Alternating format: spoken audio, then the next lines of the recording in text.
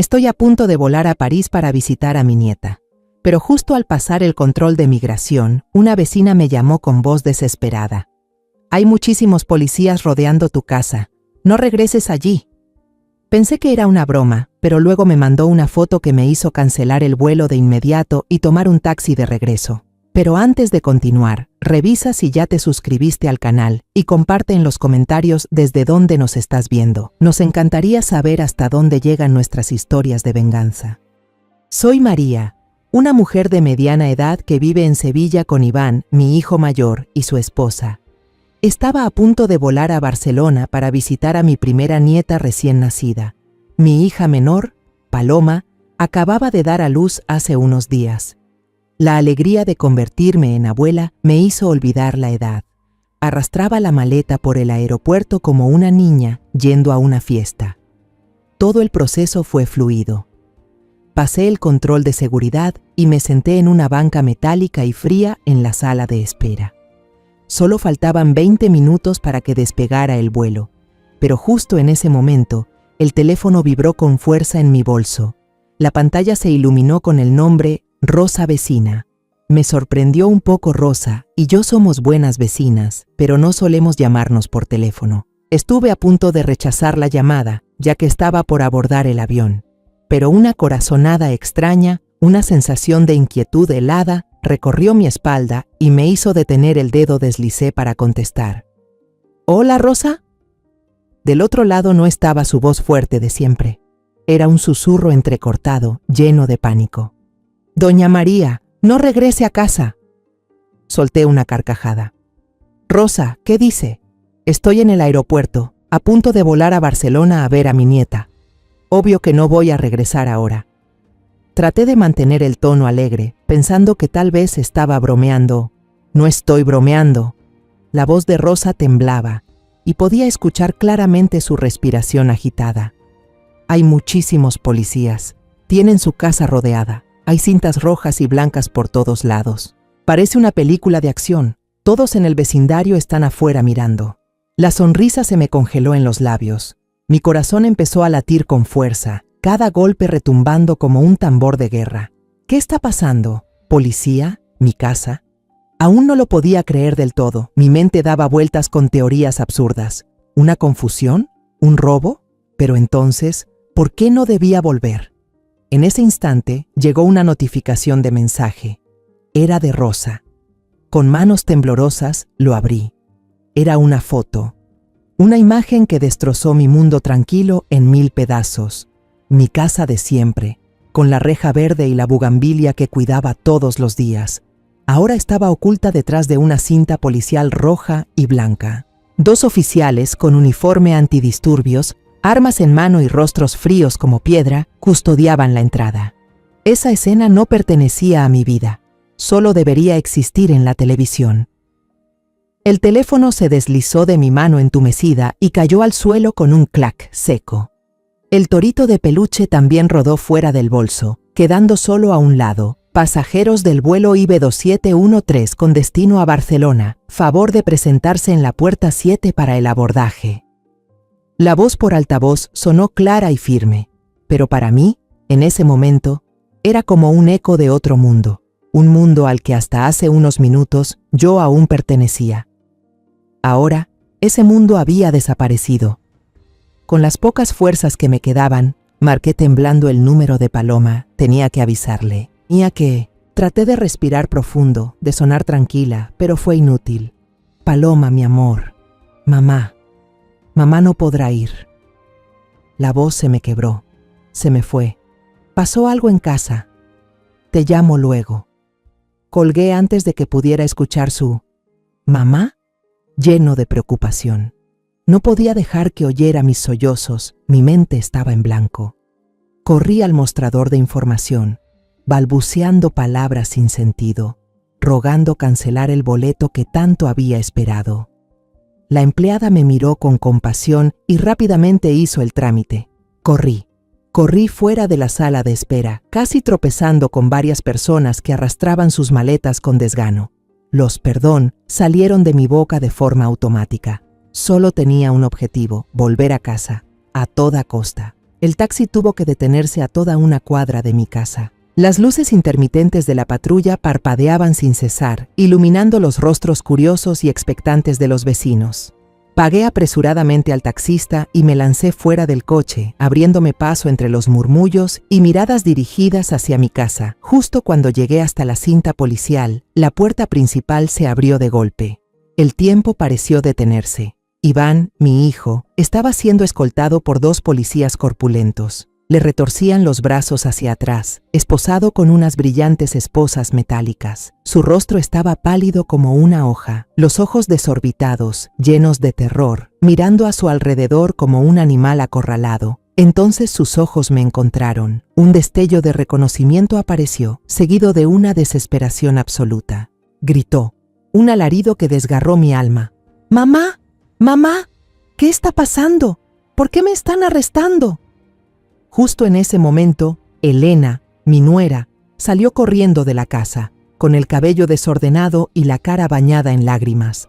Corrió tras él, aferrándose al brazo de uno de los policías, llorando desconsoladamente. «Se equivocan. Tiene que ser un error. Mi esposo es inocente. Solo vendemos cosméticos en línea. Por favor, no se lo lleven». Yo también traté de acercarme. Quería abrazar a mi hijo, protegerlo de todas esas miradas, decirles que todo esto era un terrible malentendido, pero una oficial me detuvo. Su mano firme pero no agresiva se posó sobre mi hombro. «Señora, por favor mantenga la calma y permanezca aquí. Esta es una escena del crimen». La puerta del coche patrulla se cerró de golpe. Un sonido cruel que acabó con toda esperanza. A medida que la sirena de la patrulla se fue apagando al final de la calle, los vecinos curiosos también comenzaron a dispersarse. Me dejaron sus últimas miradas, una mezcla de curiosidad, lástima y un juicio silencioso. Solo quedamos Elena y yo, de pie, solas, frente a una casa que de repente se había vuelto extrañamente ajena. De pronto, sentí algo cálido sobre mis hombros temblorosos. Era doña Rosa. No dijo nada, solo me colocó su chal de lana. Un gesto sencillo pero infinitamente reconfortante en ese momento. Un policía se acercó para decirnos que ya podíamos entrar a la casa, pero con tono frío señaló 2 puertas, la del almacén al fondo del pasillo y la del dormitorio de Iván y Elena. Estas 2 áreas han sido selladas para la investigación. No pueden entrar sin autorización. Entramos como 2 sonámbulas. Mi casa, la que había cuidado con tanto esmero, ahora parecía haber sido azotada por una tormenta. Los cojines del sofá estaban fuera de lugar, varios cajones abiertos, papeles tirados por el suelo. El aire estaba impregnado de un olor extraño, el olor de extraños que habían invadido la intimidad de mi familia. Elena ya no pudo soportarlo. Se desplomó sobre el sofá, cubriéndose la cara con ambas manos, sus hombros sacudidos por sollozos que no lograban convertirse en palabras. Verla así me destrozó el corazón, pero sabía que no podía derrumbarme. Era el único pilar que quedaba en pie. Me sequé las lágrimas que amenazaban con brotar y con pasos tambaleantes me dirigí a la cocina. Puse agua a hervir y preparé 2 tazas de té de manzanilla. Dejé una sobre la mesa frente a Elena y la otra la sostuve entre mis manos, buscando algo de calor para mis dedos entumecidos. Aquella noche, ninguna de las 2 pudo dormir. Permanecimos en silencio en la sala, sumidas en la oscuridad y un vacío que helaba los huesos. Elena soltaba algún sollozo de vez en cuando, y yo no podía apartar la vista de la noche más allá de la ventana, con la imagen de Iván esposado dando vueltas en mi mente. ¿Esta pesadilla cuándo terminará? Amaneció, trayendo consigo un rayo de luz débil que no fue suficiente para disipar la densa niebla dentro de mí. Sabíamos que no podíamos quedarnos ahí para siempre. Teníamos que actuar. Revisé una vieja guía telefónica, sus páginas ya amarillentas, buscando en vano un nombre que pudiera ayudarnos. Mientras tanto, Elena, con los ojos hinchados, tomó la laptop y con los dedos temblorosos escribió en la barra de búsqueda: «Mejor abogado penalista de Sevilla». La primera oficina que visitamos estaba ubicada en una elegante avenida. El hombre que nos atendió llevaba gafas con montura dorada y el cabello peinado con gomina. Nos miró por encima de sus lentes con aires de superioridad. Escuchó la historia con indiferencia y luego nos dio una tarifa de defensa tan alta que casi me dejó sin aliento. Su tono nos hizo sentir como si fuéramos delincuentes intentando comprar nuestra inocencia, no víctimas en busca de justicia. Salimos de ahí sintiéndonos peor que al llegar. La segunda oficina estaba en una calle más pequeña, más modesta. El abogado, el señor Ramírez, era un hombre joven, con una mirada inteligente y comprensiva. Nos invitó a sentarnos y escuchó pacientemente toda la historia de principio a fin, sin interrumpirnos ni una sola vez. Asintió con la cabeza, hizo algunas preguntas muy precisas, pero sin juzgar. Finalmente, dijo: «Creo en la inocencia de su hijo hasta que se demuestre lo contrario. Tomaré el caso». Una chispa de esperanza. Pero luego habló del depósito necesario para comenzar el trabajo. Era una suma enorme. Sin dudarlo, asentí. Al día siguiente, fui al banco y retiré una gran parte de mis ahorros para la vejez, el dinero que había guardado con tanto esfuerzo toda mi vida. Al sostener ese fajo de billetes, sentí como si estuviera apostando todo mi futuro.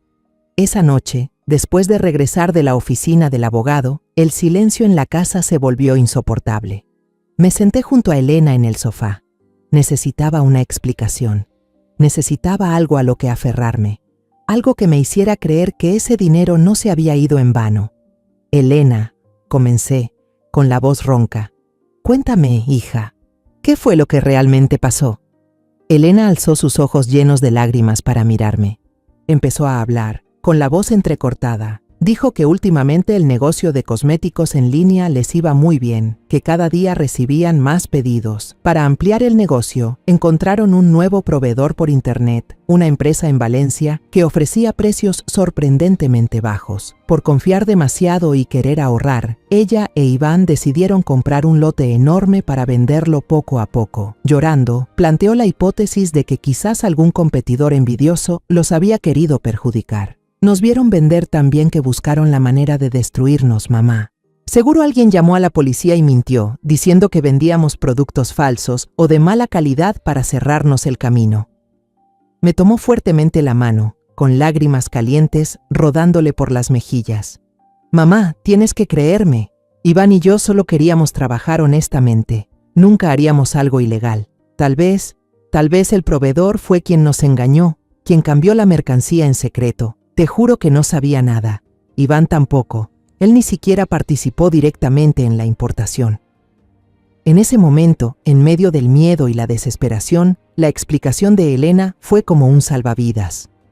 Sonaba razonable. Me dio un enemigo claro a quien odiar, un competidor malintencionado o un proveedor estafador, y no la horrible posibilidad de que mi hijo fuera un criminal. Y yo, una madre destrozada, elegí aferrarme a ese salvavidas. La abracé, la consolé como si estuviera consolando a mi pequeño hijo. Los días siguientes intentamos ordenar la casa, en un esfuerzo por recuperar un poco de control sobre una vida que se nos había volteado completamente. Mientras me agachaba para recoger un cojín del sofá que se había caído al suelo, mi mano tocó algo duro y frío. Debajo del sillón, justo donde había caído el cojín, había un teléfono inteligente. Lo recogí. No era el teléfono con dibujitos que Elena solía usar. Este era delgado, completamente negro, sin funda, parecía muy caro y me resultaba totalmente desconocido. Pensé que tal vez se había caído durante el registro de la policía. Se lo entregué a Elena, que estaba quitando el polvo de una estantería cercana. «Se te cayó este teléfono, Elena». Su reacción me dejó helada. Se sobresaltó y se giró de golpe. En sus ojos apareció un destello de miedo que no pudo ocultar al ver el teléfono, y me lo arrebató de la mano casi con violencia. Lo hizo tan rápido que prácticamente me lo arrancó. Ese miedo desapareció tan rápido como había aparecido. Elena forzó una sonrisa. «Ah, sí, gracias, mamá. Este es el teléfono que uso para comunicarme con los proveedores. Lo tengo aparte solo para el trabajo». Rápidamente metió el teléfono en el bolsillo del abrigo y cambió de tema enseguida, preguntándome si quería un poco de jugo de naranja. Pero esa reacción fugaz se me quedó grabada. ¿Por qué tanto susto por un teléfono de trabajo?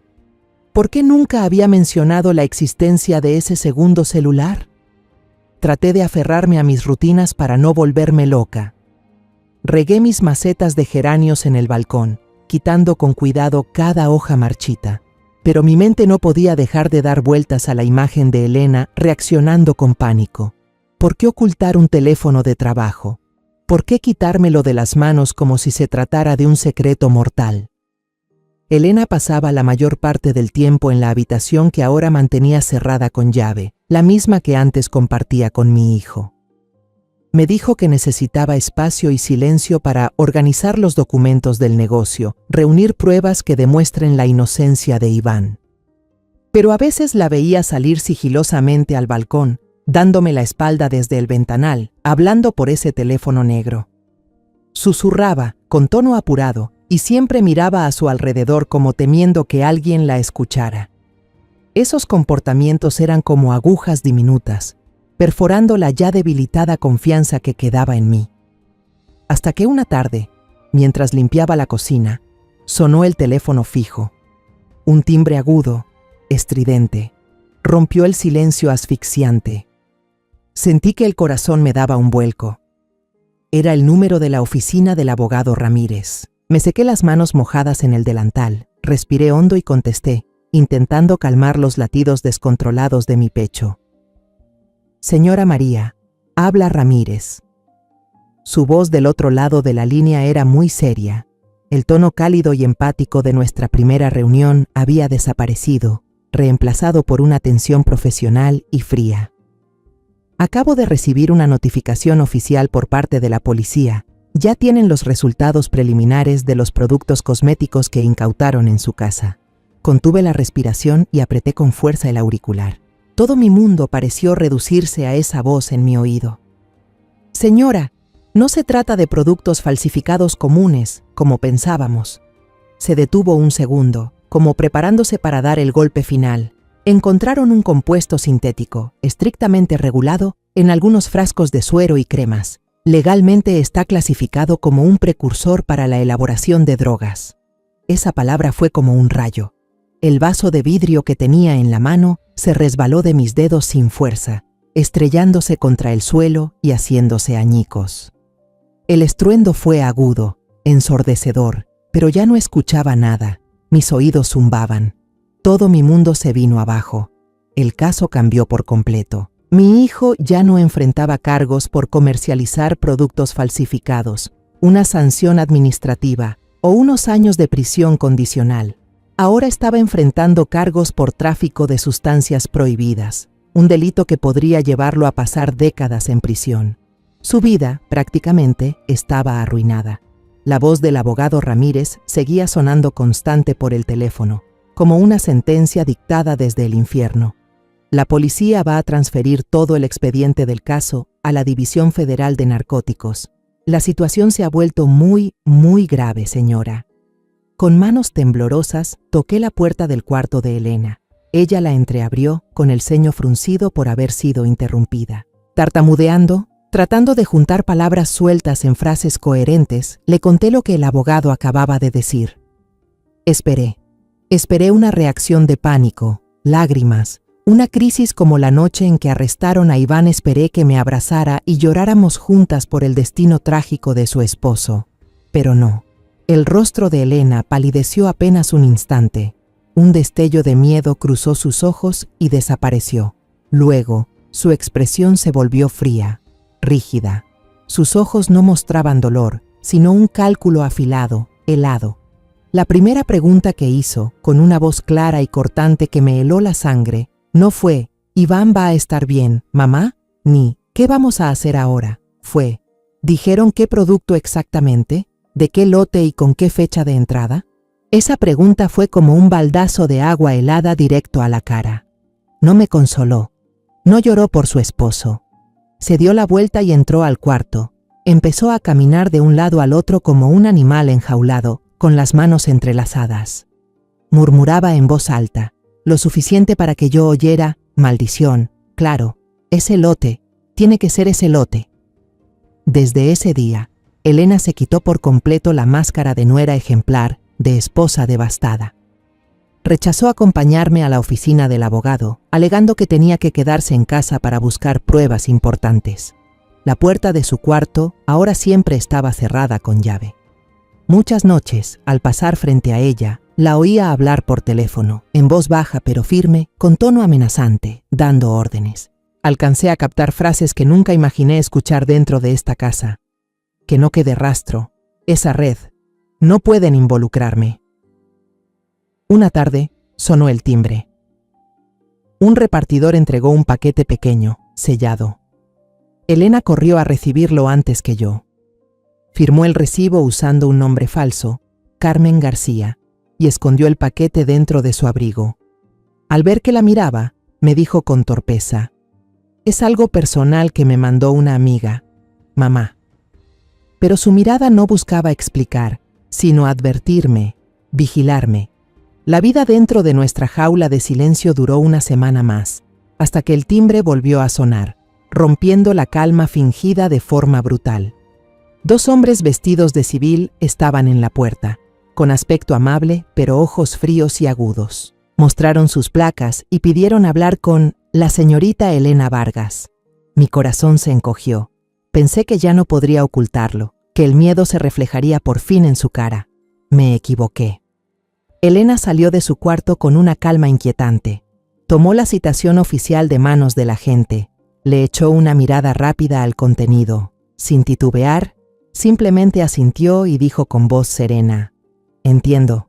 ¿A qué hora debo presentarme?». Su tranquilidad me dejó paralizada y helada. Me acerqué con firmeza en la voz. «Yo voy contigo». Elena me miró. Sus ojos reflejaron una chispa de fastidio, como si fuera a negarse. Pero algo pareció cruzarle por la mente. Se detuvo un segundo. Luego asintió. Tal vez pensó que, al llevar a una suegra anciana y afligida a su lado, su imagen de esposa también víctima sería más creíble. En el taxi camino a la comisaría, Elena no dijo ni una palabra. Miraba fijamente por la ventana, con el rostro inexpresivo. Llevaba puesta una blusa blanca sencilla, pantalón de vestir negro y el cabello recogido pulcramente en la nuca. No parecía una mujer con el esposo detenido, a punto de enfrentar un interrogatorio tenso. Parecía una ejecutiva astuta a punto de entrar a una reunión importante, una reunión que había preparado meticulosamente y de la cual estaba segura de salir victoriosa. Al llegar, condujeron a Elena a una sala pequeña con una puerta gris y fría. A mí me pidieron esperar afuera, sentada en una fila de sillas metálicas heladas, alineadas en el pasillo. La puerta se cerró, tragándosela, y me dejó sola con un miedo que me devoraba por dentro. El tiempo pasó con una lentitud cruel. Cada paso apresurado por el pasillo, cada teléfono que sonaba desde alguna oficina, cada murmullo tras puertas cerradas me hacía apretar el pecho. Uní mis manos, los dedos entrelazados hasta ponerse blancos, rezando sin esperanza. Rezando para que esto solo fuera un trámite de rutina, para que Elena saliera y dijera que todo estaba bien. Pasaron casi 2 horas, tan largas como un siglo. Luego, la puerta se abrió de golpe. Elena salió primero, seguida por un investigador. Su rostro estaba pálido por la tensión, pero sus ojos mostraban una determinación extrañamente firme, sin rastro de pánico. Pasó junto a mí sin mirarme siquiera un segundo, como si yo fuera completamente invisible, un adorno inerte más del pasillo. Caminó directo hacia la salida principal y desapareció. Unos minutos después, el abogado Ramírez salió. Ya no tenía esa expresión de preocupación, sino una mezcla de ira, decepción y un poco de asco. Al verme, me tomó del brazo y me llevó a un rincón apartado, lejos de miradas curiosas. «Señora María», comenzó, con voz amarga y cansada. «No sé ni cómo decírselo, Elena. Ella lo confesó todo, pero no la verdad que creíamos». Sentí que la sangre se me congelaba. «Ella culpó de todo a Iván», dijo el licenciado Ramírez, haciendo esfuerzos por controlar la rabia en su tono. Me contó que Elena había construido un relato perfecto. Dijo que no sabía nada sobre los lotes de cosméticos con sustancias prohibidas. Aseguró que Iván, con el afán de ganar dinero rápido, había estado haciendo negocios por su cuenta sin que ella supiera, importando esos lotes especiales sin informarle. Para respaldar su historia, Entregó a la policía los extractos bancarios personales de Iván, señalando transferencias de grandes sumas a empresas fantasma sin explicación aparente. Más cruel aún, pintó a su propio esposo como un estafador. Declaró que había empezado a sospechar meses atrás, al ver que Iván recibía a ciertos clientes habituales en casa en horarios muy extraños. Cuando ella le preguntó, Iván se lo quitó de encima diciendo que eran servicios premium para clientes VIP y le pidió que no se metiera en asuntos de hombres. Ella interpretó de forma impecable el papel de esposa ingenua, engañada y usada en los negocios para encubrir delitos. El abogado Ramírez suspiró, un suspiro cargado de tristeza. Su declaración coincide con algunas pruebas que ya tenía la policía. Ella entregó los libros contables, mensajes, todo manipulado con habilidad para señalar directamente a Iván. Con esta declaración, Elena dejó de ser sospechosa y pasó a ser testigo clave del caso. Y Iván será procesado formalmente con los cargos más graves. Casi no tiene posibilidad de quedar en libertad mientras espera juicio. Me quedé paralizada. Mis piernas se aflojaron. Ya no tenía fuerzas. Tuve que apoyarme en la pared fría para poder mantenerme en pie. Mi nuera, la muchacha a la que alguna vez quise, a la que traté como a una hija, no solo abandonó a mi hijo en su peor momento. Fue ella misma, con sus mentiras más crueles, quien cavó una tumba bien honda y empujó a mi hijo dentro. No sé cómo logré tomar un taxi y volver a casa. Cuando abrí la puerta, Elena ya estaba ahí. Estaba en la cocina, preparando tranquilamente una taza de té de manzanilla, como si acabara de regresar de un paseo por el parque. Me quedé en la entrada de la cocina, mirando fijamente su espalda. Todo mi cuerpo temblaba de rabia. Con una voz ronca, rota, le pregunté una sola palabra. ¿Por qué? Elena dejó lentamente la taza sobre la mesa. Se dio la vuelta y por primera vez desde que ocurrió la tragedia, dejó de actuar. La máscara de inocencia y dolor se cayó, revelando un rostro frío y desconocido, aterrador. Habló, marcando cada palabra, cada frase como un cuchillo clavándose en mi pecho. Porque yo no puedo ir a la cárcel, mamá. Tengo toda una vida por delante. Iván es diferente. Él es demasiado débil y confiado. Él mismo firmó todos los papeles de importación, los contratos. Entre él y yo, la ley siempre va a creerle a una mujer débil, engañada como yo, solo hice lo necesario para salvarme. Se encogió de hombros como si arruinar la vida de una persona fuera apenas una pequeña molestia. Tomó su taza de té, pasó junto a mí sin siquiera mirarme. La puerta del cuarto se cerró de golpe. El sonido del cerrojo se oyó seco y firme en medio del silencio de la casa. Ese sonido era como una sentencia de muerte, pero no para Iván en la cárcel, sino para toda la humanidad y la fe que me quedaban. Esa noche no volví a mi cuarto. Me quedé sentada en el viejo sillón del salón, el que más le gustaba a mi difunto esposo. Estuve ahí toda la noche, mirando fijamente la puerta cerrada del cuarto de Elena. Esa puerta de roble, tan sólida, ahora era una frontera invisible que dividía mi casa en dos mundos. De un lado, la libertad de una traidora, y del otro, el dolor mudo de una madre que ha perdido a su hijo, mi propia casa. El lugar que guardaba tantos recuerdos felices y tristes, ahora era un sitio ajeno, peligroso y asfixiante. A la mañana siguiente, cuando los primeros rayos del sol se filtraban por las rendijas, la puerta del cuarto se abrió. Elena salió maquillada con sutileza, vestida con un vestido claro. Se la veía fresca, tranquila, como si hubiera dormido plácidamente. Caminó directo a la cocina, encendió la cafetera. El ruido del molinillo rompió el silencio mortal. Me ignoró por completo, como si yo fuera una sombra, parte del viejo mobiliario de la casa. Su indiferencia, su calma cruel, dolían más que cualquier insulto. En medio de la desesperación, tomé el teléfono y llamé al abogado Ramírez. Le supliqué, le rogué que encontrara alguna forma, algún hueco en ese montón de pruebas falsas. Su voz del otro lado sonaba agotada, impotente.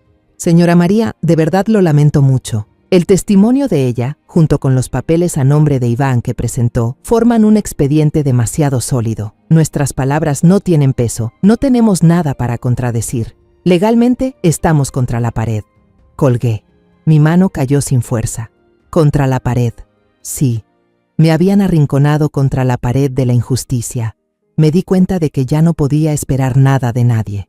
La justicia, para mí en ese momento, no era una balanza de razón, sino un juego cruel de pruebas y mentiras perfectamente construidas, y Elena, con su astucia, estaba ganando. En ese momento oscuro, un nombre se me vino a la mente: Miguel, mi primo, un ex policía ya retirado, que ahora llevaba una vida tranquila en Málaga.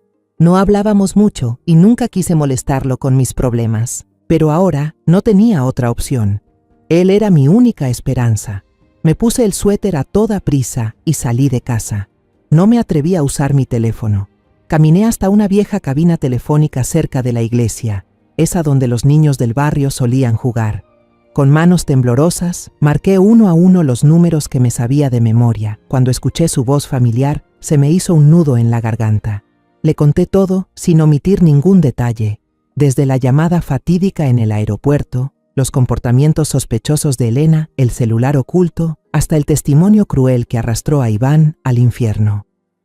Miguel guardó silencio del otro lado de la línea, pero no era un silencio indiferente, sino uno lleno de concentración, como el de un policía con experiencia. Cuando terminé, suspiró, un suspiro largo, cargado de tristeza. María, lamento mucho escuchar todo esto. Este asunto ya está más allá de lo que puede manejar un abogado común. Ellos solo pueden defenderse con lo que la policía les da. Hizo una pausa y luego añadió: conozco a alguien. Es un detective privado. Fue colega mío en Sevilla. Muy bueno, tal vez el mejor, pero también caro y extremadamente discreto. ¿Estás segura de querer meterte en esto? No hay garantías. Y una vez que empieces, no habrá vuelta atrás. Ya no tengo nada que perder, Miguel, le respondí con firmeza.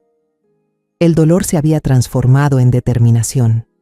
Miguel me dio una dirección. No era una oficina, sino el nombre de un bar pequeño y viejo. El Laberinto. Estaba escondido en un callejón del viejo barrio de Triana. Al día siguiente, le dije a Elena que iba a la iglesia a rezar por Iván. Era una mentira, pero una necesaria. Tomé 2 autobuses hasta Triana. El bar, El Laberinto, era justo como sonaba, oculto detrás de casas apretadas, con una puerta de madera vieja y un letrero descolorido. Por dentro era oscuro y olía levemente a alcohol añejo. El hombre que conocí se llamaba Mateo. No se parecía en nada a los detectives de las películas. De estatura media, cabello corto con canas, llevaba una chaqueta de gabardina desgastada, pero sus ojos eran increíblemente agudos. Al sentarme, sentí que me escaneaba, analizándome sin perderse un solo detalle. Me acomodé en una silla de madera dura y volví a contar todo. Esta vez hice énfasis en el cambio repentino de Elena tras la llamada del abogado, y en especial en el teléfono secreto que siempre escondía. Mateo no tomó notas, solo escuchó en silencio, con las manos entrelazadas sobre la mesa. Cuando terminé, me miró directo a los ojos y fue al grano. El anticipo son 5.000 euros en efectivo. No prometo encontrar pruebas que liberen a su hijo. Lo único que prometo es descubrir la verdad, sea la que sea. Necesito una foto clara de ella y toda la información que tenga sobre sus hábitos y relaciones. 5.000 euros. La cifra me dejó atónita, pero no dudé. Al día siguiente fui al banco. La cajera, que ya me conocía, me miró con cierta lástima cuando pedí retirar casi todos mis ahorros y que fuera en efectivo. Metí el sobre con el dinero en mi bolso. Se sentía como cargar una piedra enorme. Volví al bar El Laberinto. Coloqué el sobre con el dinero y una foto de Elena sobre la mesa. Era una donde ella sonreía radiante en su boda con Iván. Esa sonrisa, ahora que la veo, qué falsa me parece. Mateo solo asintió, los tomó y los guardó con discreción. Me comunicaré, dijo con voz grave y firme. No me llames. Y lo más importante, me miró con una expresión cargada de intención. Desde este momento, actúa como si no supieras nada. Sé solo una pobre anciana destrozada por el hijo que eligió el camino equivocado. Ese es el papel más seguro para ti ahora. No dejes que ella sospeche nada. Al salir del bar, bajo el sol cegador de Sevilla, entrecerré los ojos. Sabía que acababa de apostar todo lo que tenía, dinero, esperanza y hasta mi propia seguridad, en una jugada que no podía permitirme perder. En mi pecho convivían el miedo y una chispa tenue de esperanza. Mi obra apenas comenzaba. Regresé a casa y empecé el papel más importante de mi vida, el de una anciana triste, abatida e inofensiva. Dejé que mis queridas macetas de geranios en el balcón se marchitaran un poco. Ya no las cuidaba ni regaba como antes. Cocinaba platos insípidos, sin ganas de sazonar. La mayor parte del tiempo me quedaba adormecida en el viejo sillón, con la mirada perdida a través de la ventana, vacía, sin vida. Me convertí en una sombra errante dentro de mi propia casa, y Elena, al parecer, lo creyó. Me veía sin lágrimas, sin preguntas, convertida en un cuerpo sin alma. Empezó a bajar la guardia. Quizás, en sus ojos, yo ya no era una amenaza. Ese cambio se notaba en su comportamiento. Ya no salía al balcón a escondidas para hablar por teléfono. Ahora lo hacía en su habitación, aunque todavía bajaba la voz. Empezó a salir con más frecuencia. A veces regresaba con un bolso de marca nuevo. Nuestra vida era una guerra fría, sin final. Pasábamos una al lado de la otra en el pasillo como dos desconocidas bajo el mismo techo. El tintinear de sus llaves al entrar o salir era el único sonido que rompía el silencio denso. Cada ruido un recordatorio de que el enemigo seguía allí. Pero debajo de mi apariencia derrotada, mi mente no paraba de trabajar. Sabía que no podía quedarme esperando. Para entender el mundo de Elena, tenía que entrar en él. Puse como excusa el aburrimiento para ir a casa de mi vecina Rosa y pedirle prestada su vieja tableta, diciendo que quería leer noticias para distraerme. Rosa, tan amable, me la dio de inmediato y hasta me pidió que cuidara mi salud. Esa noche, cuando Elena cerró con llave la puerta de su cuarto, me senté en la cocina bajo la luz amarillenta y creé una cuenta falsa de Facebook. Escogí un nombre muy común, Carmen Soler, y una foto de perfil con una margarita. Desde esa cuenta anónima empecé a seguir la página de ventas online Elena's Beauty Secret. Todo en esa página lucía profesional y perfecto. Las fotos de los productos brillaban, eran atractivas. Las publicaciones con consejos de belleza, los videos de maquillaje, recibían cientos de comentarios positivos y halagos de clientes. Revisé los productos, cremas, serums, mascarillas. Los precios eran razonables, entre 20 y 50 euros. A simple vista, era un negocio exitoso de cosméticos, completamente limpio. No había nada raro, pero lo extraño estaba en la vida real. Una tarde de martes, mientras fingía tender unas toallas en el balcón, un Audi gris grafito se detuvo frente a la casa. Me sobresalté y me escondí tras la bugambilia. Una mujer elegante, con gafas de sol grandes que cubrían casi todo su rostro, bajó del auto. No tocó el timbre. Solo se apoyó en el coche, sacó su celular y envió un mensaje. Casi de inmediato, escuché la puerta del cuarto de Elena abrirse. Bajó las escaleras con una pequeña bolsa de papel en la mano, del tipo que suelen usar las tiendas de cosméticos. El intercambio no duró ni un minuto, fue rápido y frío. Elena le entregó la bolsa a la mujer. A cambio, la mujer le dio un sobre marrón que parecía bastante grueso. No hubo saludos ni sonrisas de cortesía. Al terminar el trato, la mujer subió al coche y se marchó a toda velocidad. Sentí que el corazón se me detenía. Así no es como se venden productos de belleza. Y no fue la única vez. El jueves por la tarde fue un hombre de mediana edad, vestido elegantemente con traje, en un BMW negro brillante. El sábado por la mañana fue un joven con pinta de influencer, montado en una motocicleta ruidosa de gran cilindrada. El patrón siempre era el mismo: vehículos lujosos, clientes que nunca entraban a la casa y un intercambio relámpago, una bolsita por un sobre lleno de dinero. Elena nunca aceptaba transferencias bancarias, todo era en efectivo. ¿Quiénes eran esos clientes? ¿Por qué tenían que hacer negocios de forma tan secreta y sospechosa? Una noche, después de que se fue el hombre del BMW, una idea loca cruzó por mi cabeza. Esperé a que Elena volviera a su cuarto. Luego agarré la bolsa de basura y fingí ir a tirarla. Vi que en el contenedor común del vecindario había una cajita de cartón que estaba segura que Elena acababa de tirar. Con el corazón latiéndome a 1000, miré a mi alrededor. No había nadie, así que me arriesgué y la saqué. Era la caja de un sérum con extracto de oro de 24 quilates. Exactamente el mismo producto que ella promocionaba con bombo y platillo en su página de ventas por 45 euros. Sostuve la caja en la mano, la cabeza me daba vueltas. Un frasco de sérum a 45 euros y el sobre que le entregó ese hombre, apuesto que tenía al menos varios miles de euros. Esa diferencia absurda solo podía tener una explicación.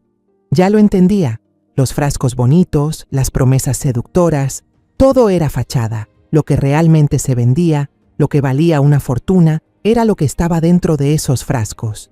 Volví a casa temblando. Enseguida saqué unas monedas sueltas de la billetera, me puse el abrigo y salí de nuevo. Rumbo a la vieja cabina telefónica al final de la calle marqué el número de Mateo, esa secuencia sin nombre que él me había dado.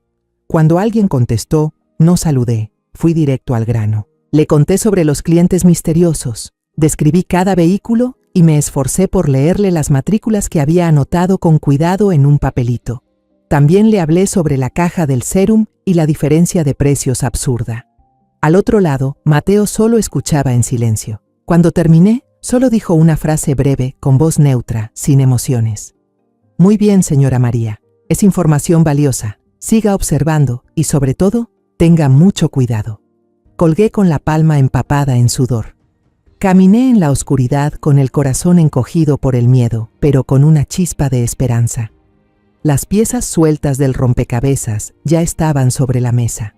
Ahora solo podía confiar en que aquel detective misterioso supiera unirlas antes de que fuera demasiado tarde. Después de la llamada con Mateo, los días siguientes pasaron en un silencio tenso, como una cuerda a punto de romperse. Cada timbre del teléfono, cada motor que se detenía de golpe en la calle me hacía brincar, con el corazón golpeando en el pecho.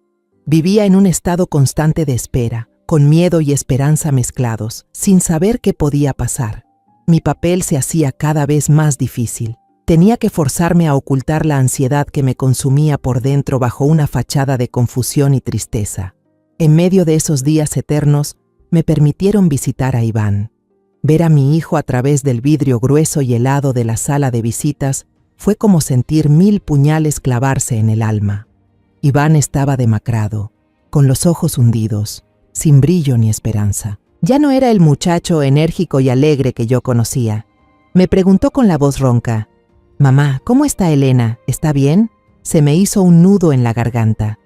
Solo pude mentirle, una mentira cruel pero necesaria. Ella también está muy afectada, Iván. Está intentando todo con el abogado para ayudarte. No podía decirle la verdad. No podía apagar la última chispa de esperanza que todavía brillaba en los ojos desesperados de mi hijo. Verlo creer en mi mentira me hizo sentir incluso más cruel que Elena. Mientras tanto, Elena se volvía cada vez más descarada. Al no sentirse vigilada por mí, ya no solo hacía tratos con sus clientes VIP de día, sino también de madrugada. El sonido del motor de un auto lujoso parando frente a la casa a medianoche ya no era extraño. Ya no se escondía. Bajaba a recibir el paquete abiertamente. Pasaba frente a mí sentada en el sillón como si yo no existiera. Su confianza me daba tanto rabia como repulsión. Habían pasado casi 2 semanas desde la llamada a Mateo. 2 semanas eternas. Mi esperanza se iba apagando, dando paso a la desesperación. Tal vez Mateo no había encontrado nada. Tal vez los ahorros de toda mi vida se habían perdido. Tal vez mi hijo iba a pudrirse en la cárcel. Justo cuando estaba a punto de rendirme, apareció un número desconocido en la pantalla de mi celular. Temblando contesté. Una voz masculina, grave, sin emociones, habló de forma breve y tajante. Cafetería La Sombra, frente al parque. En 10 minutos. Era Mateo. El corazón me latía como loco, desbocado. Me puse un suéter delgado encima. Le dije algo al pasar a Elena sobre que salía a caminar para despejarme y casi salí corriendo de la casa. No me atreví a tomar un taxi. Fui caminando muy rápido, casi corriendo, hasta el lugar de la cita. La cafetería, La Sombra, era pequeña y oscura, como su nombre. Solo unos pocos clientes habituales estaban sentados por ahí. Mateo ya estaba en una mesa escondida en un rincón, de espaldas a la puerta. No dijo nada cuando llegué, solo me hizo una seña con la cabeza para que me sentara. Luego empujó hacia mí un sobre marrón, de esos que se usan para documentos. Tomé el sobre, sentí algo pequeño, duro y plano dentro. Mateo me miró directo a los ojos, con el mismo tono mecánico. Ahí adentro hay una memoria USB, míralo en casa, sola, que ella no lo vea. No muestres ninguna reacción. Luego se levantó, dejó un billete sobre la mesa y se fue en silencio, tan rápido como había llegado. Me apresuré a volver a casa, con la mano apretando el sobre en el bolsillo del abrigo, como si llevara una bomba de tiempo. Por suerte, al llegar, oí el agua corriendo en el baño. Elena se estaba bañando. Era mi oportunidad. Me metí a mi cuarto y por primera vez en semanas eché llave a la puerta temblando. Saqué mi viejo portátil y conecté la memoria USB. Un solo archivo de video apareció en la pantalla. Puse los audífonos con el corazón a punto de salirse del pecho y apreté reproducir. La pantalla se iluminó. La imagen era un poco borrosa, grabada desde un ángulo oculto y probablemente con una cámara escondida. El audio estaba distorsionado por la música fuerte. El lugar era algún bar, con luces de neón de todos los colores. Y luego, la cámara enfocó una mesa en un rincón. Vi a Elena. Estaba sentada ahí, pero no con la cara triste que yo veía todos los días, sino con una expresión aguda, segura. Frente a ella, un hombre con la cara llena de cicatrices, de aspecto muy amenazante. Elena hablaba, con una voz baja pero clara. La voz de alguien que está acostumbrada a negociar en lugares como ese. Dijo, con una sonrisa ladeada: ese tal Iván sigue ahí adentro. Los policías me creyeron completito. Déjalo ahí sentado un rato más. Se detuvo, tomó un sorbo de cóctel. Pero necesito más dinero para sobornar al abogado. Tengo que fingir que lo estamos tratando, ¿no? Para que parezca creíble. El tipo de la cara con cicatriz soltó una risa escalofriante. Eres lista, Elena. Y entonces, la siguiente frase que dijo hizo que la sangre se me helara. Cada palabra resonó nítidamente en los audífonos, como martillazos directos a mi cabeza. Ya llegó el nuevo lote, mucho mejor calidad que el anterior. Como siempre, lo envasé en unos frascos de suero con esencia de oro. Cualquiera que los vea pensará que son productos de cuidado facial de lujo. Los clientes VIP vienen directo a mi casa, todo limpio y seguro, nadie sospecha nada. Dile a tu jefe que esta vez el precio va a subir un poco. Elena empujó una bolsita de papel pequeña, idéntica a las que le había visto entregar a los clientes VIP, hacia el hombre de la cara con cicatriz. Él la tomó, la revisó por encima y luego le dio a ella un sobre grueso, exactamente igual a los que ya había visto antes. El video terminó. La pantalla de la computadora volvió a negro. Me quedé inmóvil, con la mirada perdida en el vacío. Ya no sentía ni tristeza ni miedo. La única emoción que hervía dentro de mi pecho en ese momento era una furia brutal, una rabia helada hasta los huesos. Esa maldita no solo metió a mi hijo en la cárcel para librarse, también se aprovechó de esa tragedia, del hecho de que Iván estuviera pagando por ella, para seguir con su negocio sucio y lucrar con nuestro sufrimiento. Con una calma aterradora, saqué otro USB que llevaba conmigo y copié el video. Luego, escondí cuidadosamente ambos USB en el fondo del forro de mi bolso viejo. Borré todo el historial del navegador. Eliminé el archivo original de la computadora. Al salir de la habitación, escuché a Elena tarareando mientras se secaba el cabello. Mi rostro había vuelto a mostrar esa expresión tranquila, vacía. Mi obra aún no podía terminar. Pero ahora, ya tenía el arma para cambiar el rumbo del juego. Esa noche casi no dormí. La furia helada tras ver el video se había condensado en una determinación de acero. A la mañana siguiente, me desperté incluso antes de que saliera el sol. Ya no era una vieja confundida, derrotada. Ahora tenía un objetivo, tenía un arma, y sabía exactamente lo que debía hacer. No llamé al abogado Ramírez. El sistema legal tradicional, con sus trámites y formularios, ya había fallado una vez. Había sido burlado por las artimañas de Elena. Sabía que esta vez debía ir directo a donde estaba el verdadero poder, donde una prueba contundente podía marcar la diferencia de inmediato. Abrí el armario y elegí mi mejor atuendo, el vestido largo con flores suaves que suelo usar en las ceremonias importantes. Me peiné bien, me puse un poco de bálsamo labial. Quería que vieran que no era una madre vieja y llorona en busca de lástima. Quería que vieran a una ciudadana exigiendo justicia para su hijo. Fui directo a la sede central de la Policía Nacional de Sevilla, un edificio imponente que antes solo me atrevía a pasar de largo. No me detuve en la ventanilla de atención al público, donde me habrían dado un montón de papeles para llenar. Caminé directo hacia la mesa de guardia, miré a los ojos del joven oficial y dije con voz firme, sin un ápice de temblor: necesito hablar con el jefe de la unidad de delitos de narcotráfico. Tengo pruebas importantes relacionadas con una red grande que opera en la ciudad. Mi actitud segura y las palabras clave, pruebas importantes, red grande, surtieron efecto. Después de un rato de espera y algunas llamadas de verificación, me llevaron a un piso más alto y seguro. El hombre con el que me hicieron entrar era alto, de edad madura, con insignias de alto rango en el uniforme. Se presentó como el inspector Valdeón, y al escuchar el nombre de mi hijo, Iván Castillo, frunció el ceño.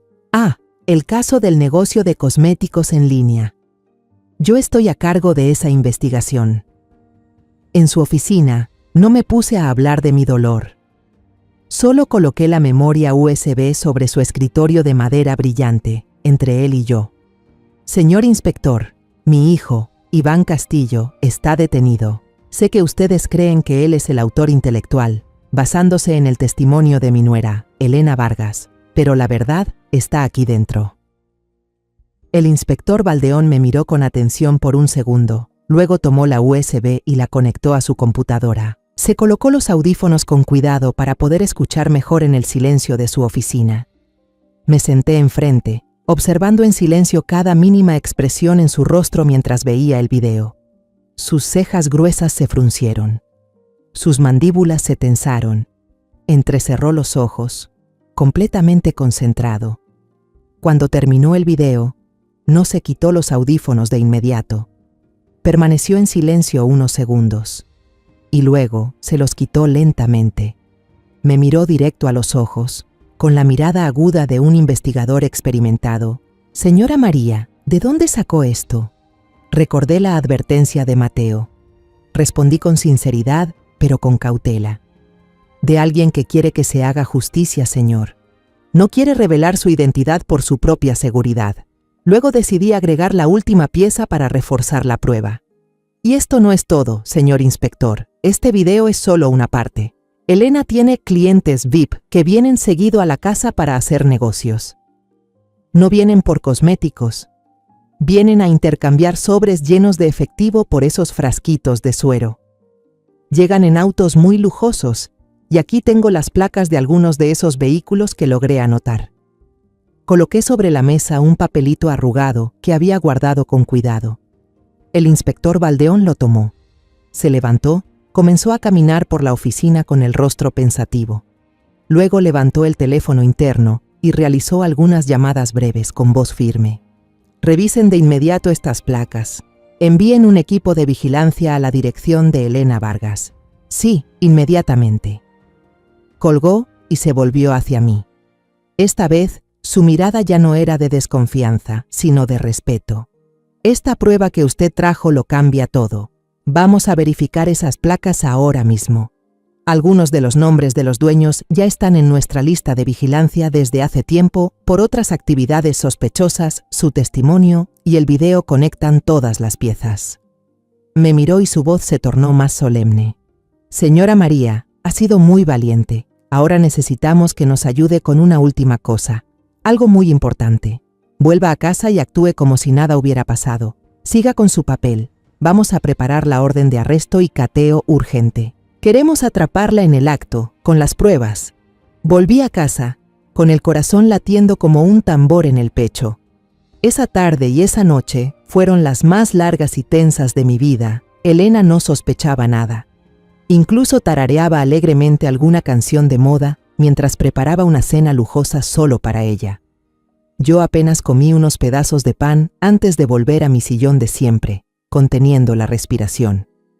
Alrededor de las 9 de la noche, justo como lo había previsto, escuché el motor de un auto detenerse afuera, pero en lugar de una transacción rápida, lo que se oyó fue el golpe en la puerta. No eran toques amables, sino golpes fuertes, decididos, con autoridad. «Policía, abra la puerta». Elena, que estaba en la cocina, se sobresaltó. El plato que tenía en la mano cayó al suelo con un estruendo. Su rostro se puso pálido del susto.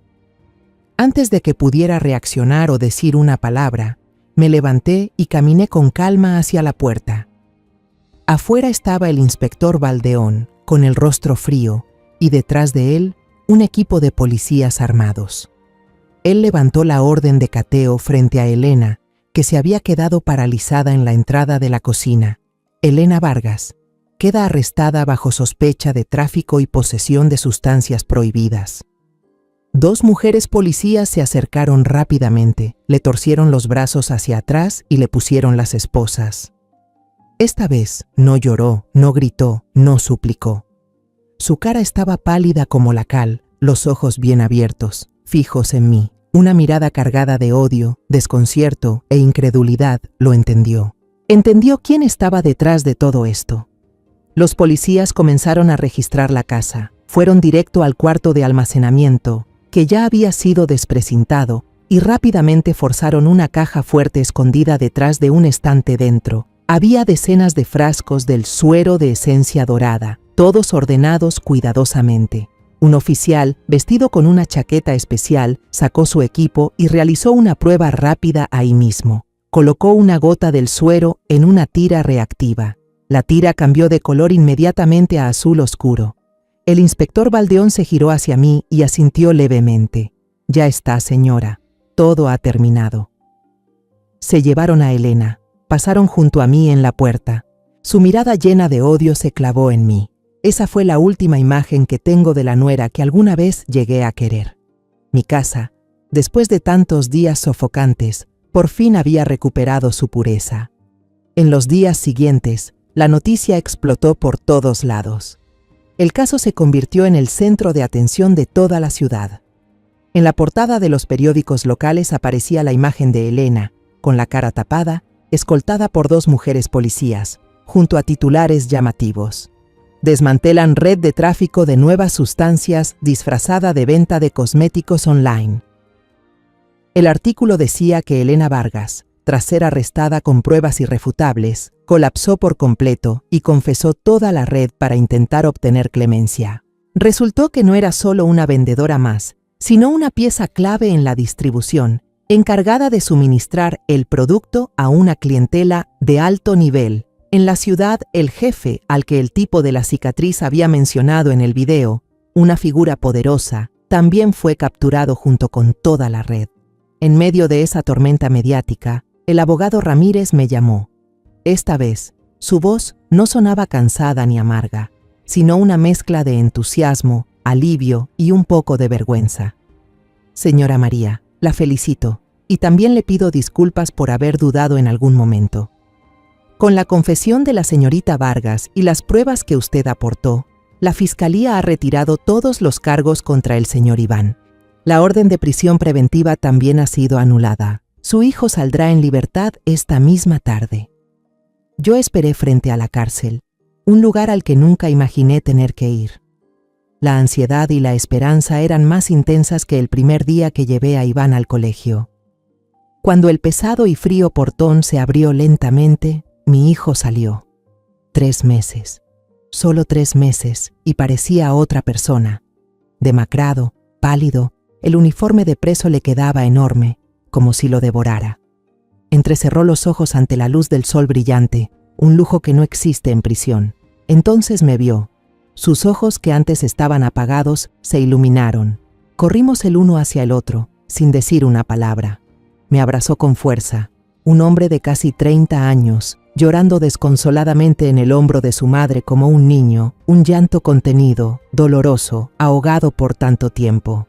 Mamá, lo siento, fui un estúpido, confié en ella. Le acaricié suavemente la espalda flaca, mientras las lágrimas también corrían por mi rostro. No fue tu culpa, Iván. Ya todo pasó. Vámonos a casa, hijo. En el taxi de regreso le conté todo a Iván. Conté el cambio de Elena, sobre el teléfono secreto, sobre la decisión de arriesgarlo todo para contratar a un detective. Hablé de los visitantes misteriosos, del frasco vacío de suero en la basura y finalmente del video. La prueba contundente que cambió el rumbo de todo. Iván escuchó en silencio, con las manos apretadas.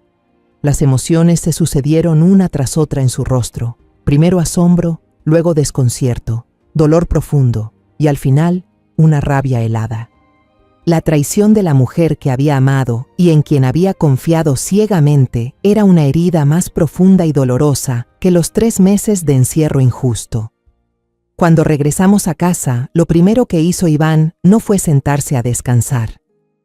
Caminó directo al dormitorio de la pareja, la habitación que ya había sido desprecintada, abrió la puerta del armario y se quedó mirando los vestidos caros, los zapatos de marca, las bolsas que Elena había comprado con dinero sucio.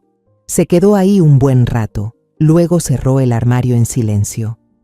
Se volvió hacia mí y dijo con una calma escalofriante: «Ya no puedo vivir aquí, mamá. Este lugar, cada rincón, cada objeto, está impregnado de mentiras».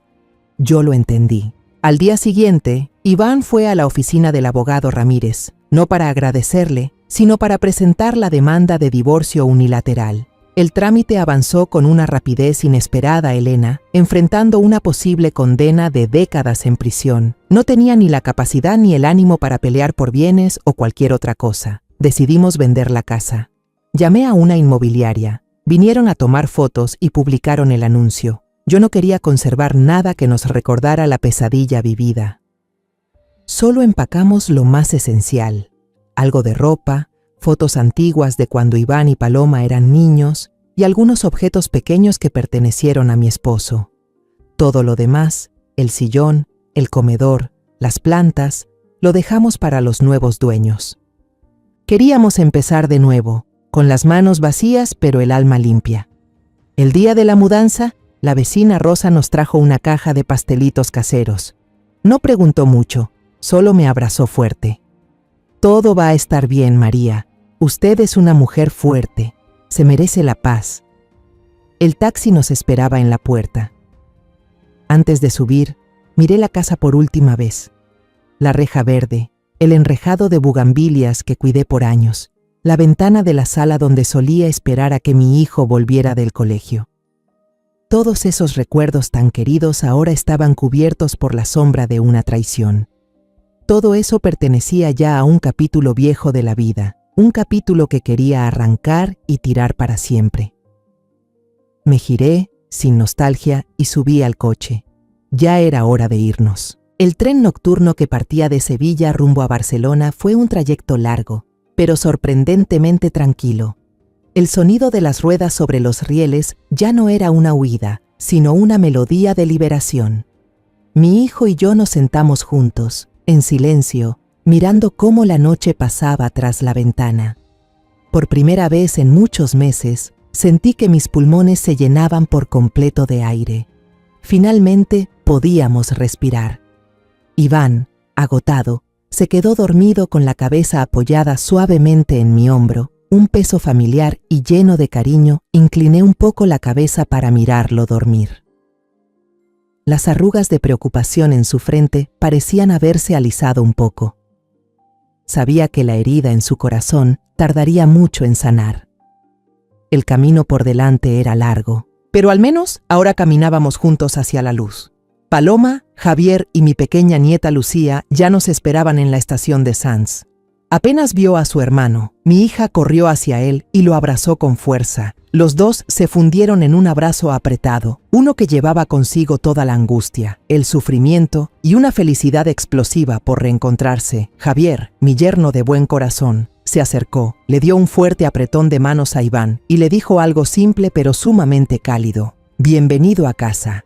Luego, Paloma se giró hacia mí, sonrió y me entregó el pequeño tesoro que dormía plácidamente en sus brazos. En el instante en que sostuve por primera vez a mi nieta en brazos, Sintiendo su calor suave y el aroma a leche impregnando mi pecho, todo el dolor, el cansancio, el rencor acumulado durante los meses de horror desapareció como si nunca hubiesen existido. Me incliné y besé su pequeña frente. Mis lágrimas volvieron a caer, pero esta vez no eran de sufrimiento ni de rabia. Eran lágrimas de una felicidad completa, de un nuevo comienzo. El departamento de Paloma y su esposo no era grande, pero estaba lleno de luz y calidez. Desde el balcón se veía directamente el mar. De día y de noche se escuchaban las olas y el canto de las gaviotas. Allí no había fantasmas del pasado, solo el sabor salado del mar y la paz. Nuestra nueva vida comenzó con las cosas más sencillas y hermosas. Yo asumí la tarea de cuidar el pequeño jardín del balcón. Planté tomatitos cherry, algunas hierbas aromáticas y macetas de geranios coloridos que me recordaban a Sevilla, aunque de una manera completamente nueva. Remover la tierra, sembrar, regar cada día me ayudaba a reencontrar la calma interior. Ver brotar los tallos hacia la luz me hacía sentir como si yo misma estuviera renaciendo. Cada mañana ayudaba a Paloma a cuidar de Lucía para que pudiera descansar un poco o avanzar con su trabajo. Cargar a mi nieta, cambiarle los pañales, calmarla cuando lloraba y reír con ella cuando estaba feliz, llenaban los vacíos que quedaban en mi corazón. Su risa clara y contagiosa era el mejor remedio del mundo. Iván, con la ayuda entusiasta de Javier, encontró trabajo en un pequeño taller de diseño de interiores.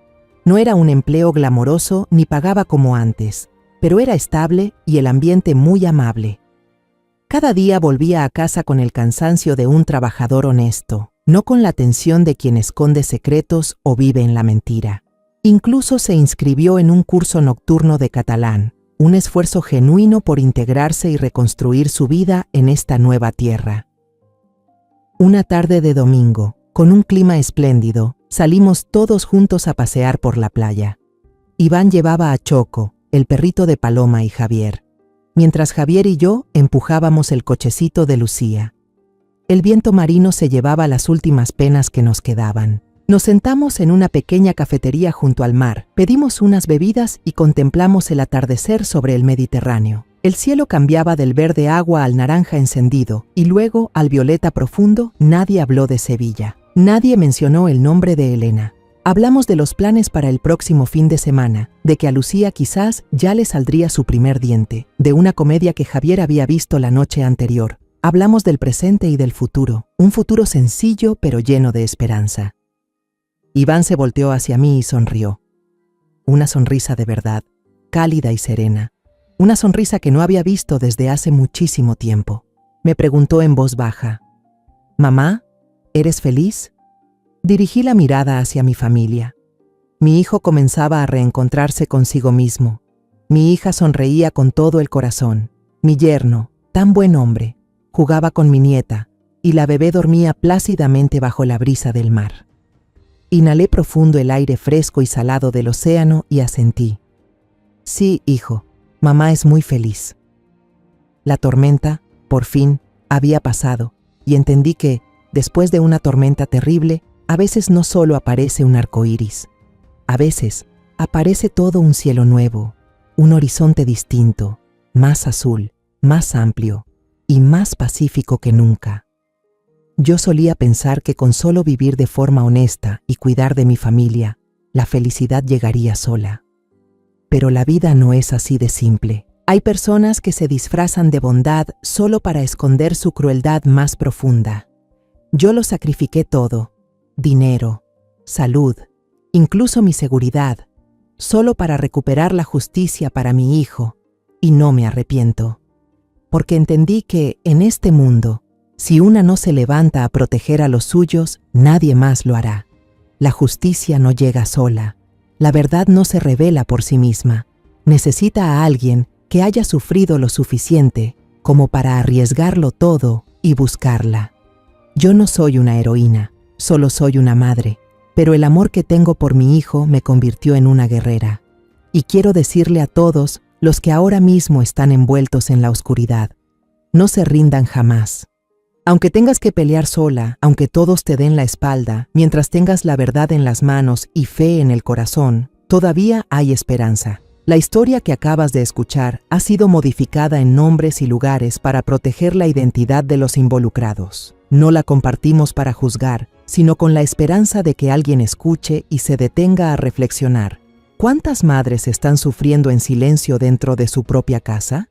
Sinceramente me pregunto, si tú estuvieras en mi lugar, ¿qué harías? ¿Callarías para mantener la paz o te atreverías a enfrentarlo todo para recuperar tu propia voz? Me encantaría saber tu opinión sobre esta historia de historias que duelen, o cualquier sugerencia que tengas para mejorar nuestro contenido. Que Dios te bendiga siempre, y estoy segura de que la valentía nos llevará a días mejores.